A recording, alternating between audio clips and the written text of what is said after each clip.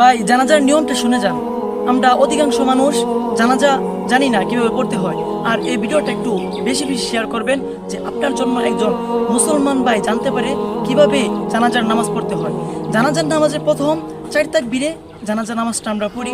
প্রথম তাকবীরে আমরা সানা পড়বো, নামাজে যে ছানাটা পড়ি ওই সানাটাই পড়বো, কিন্তু একটু একটা আয়াত এটা বেশি পড়বো, অজাল্লা সানা উকা, এই আয়াতটা একটু বেশি পড়বো। আর এরপরে একটা তাকবীর দিব, প্রথম তাকবীর শেষ হলো।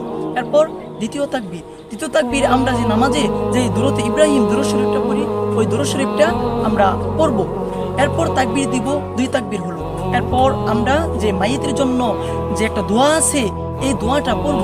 এই দোয়াটা পড়ার পর আরেকটা তাকবীর দিব, তাহলে 4 তাকবীর হবে। এরপর আমরা আরেকটা তাকবীর দিয়ে পরে সালাম ফিরিয়ে দিব। বেশি বেশি ভাই এই ভিডিওটা শেয়ার করবেন। এবং যদি কারো জানার থাকে যে এই জানাজার নামাজের মধ্যে কি দোয়াগুলো কি কি পড়তে হয়, কমেন্ট করবেন, ইনশাআল্লাহ রিপ্লাই ভিডিও দেওয়ার চেষ্টা করব।